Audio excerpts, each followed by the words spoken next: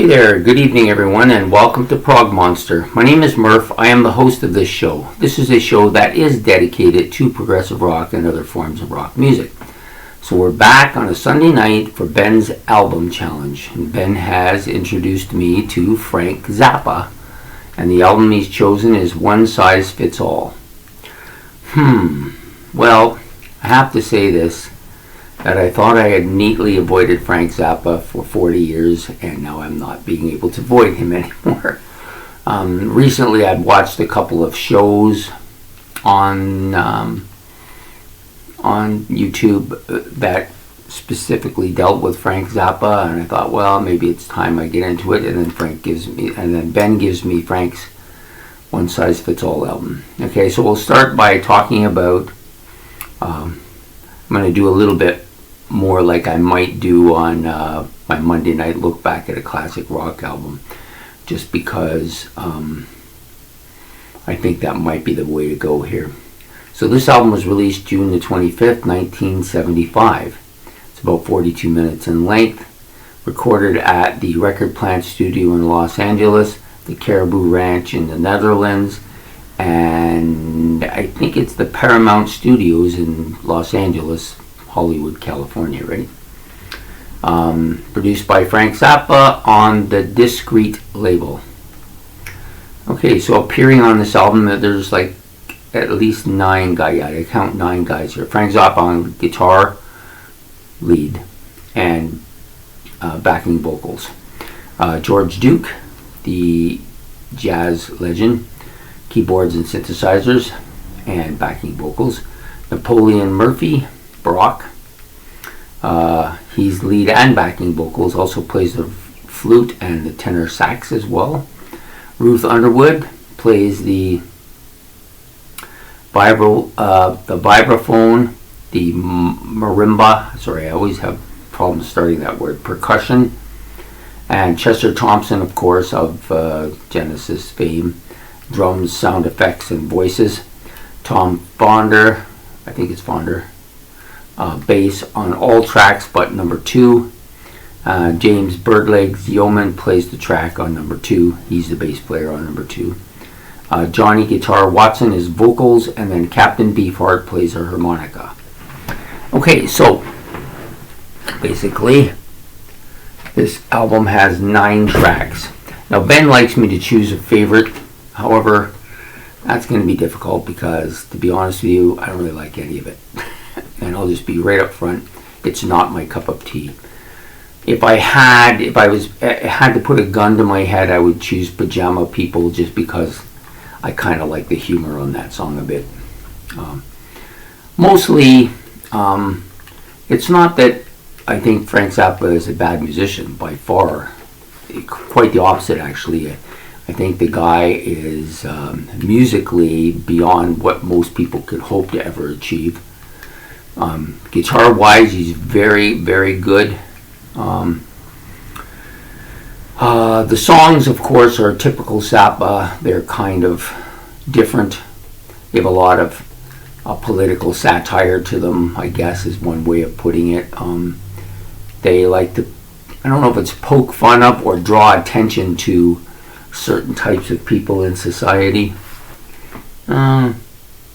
And he likes to challenge everything and everybody, you know. And I think, you know, for his style of writing, it actually suits the music very well. There's a lot of great instrumentation on this album as well. There's a number of tracks with some very good keyboards and some very good guitar and some excellent drum bits and stuff like that. However, it's just not my cup of tea. If I had to explain why it isn't my cup of tea, I could say it in basically 3 things. First of all, I don't find any of the music really memorable to me. It doesn't say anything to me personally. And maybe it's beyond my grasp. That might be the case here. I find it too, I would say, quirky. I know some people would say there's some real kind of silly stuff here, but I don't think his music is really silly. it may come across as silly to those who aren't following what he's trying to say or what he's trying to do, but it's definitely different. It's very different. It's not mainstream by any stretch. And it's got a lot of kind of what I would call jazz fusion-y elements to it. There's some bluesy stuff to it. There is some progressive moments on this album. Absolutely. Absolutely there is. I guess the other thing about it that really grates on me, or reason why I don't follow him or the Grateful Dead, that's another band that fits into this, is that it's too jammy. I mean, Allman Brothers are too jammy for me, and this is more jammy than that. So I'm not really much of a jam musician. This is an American phenomenon, I think. There's a lot of the southern bands, Frank Zappa, some of the California bands are like that too. They very jam sessions. These songs that go on for tens of minutes that are just jam sessions. It's just everybody's jamming, and that's great if that's what you like. Power to you. I just never have been a big fan of that style of music.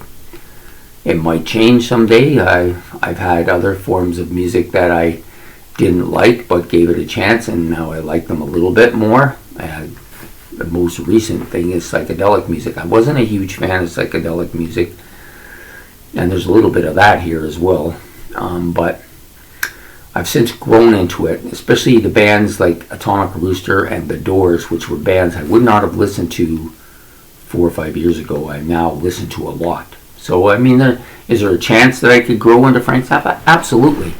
Anything's possible now because I have opened the door to a lot of stuff that I never would have thought of listening to before.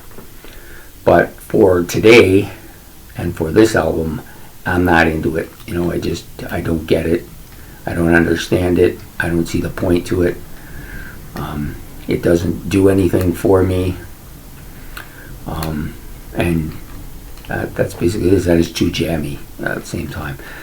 But I just wanted to make sure people understand that I recognize that this man is really good at writing music and very good at instrumentation and can write some real kind of satire type lyrics. It's just not my style. That's just the bottom line here. So before you go jumping down my throat here and telling me, oh, you're losing it if you can't see how great Frank Zappa is, just remember, I don't really care much for Kansas either, and a lot of you really like them a lot. And that might change. Like I said, it might change, but it's not going to change right now at this moment. So I will give Ben his one song. I think the Pajama People was probably the one I would choose, mostly because I can remember it. After having listened to the album twice, it's the one song I remember. So, anyways, I hope that you like this video.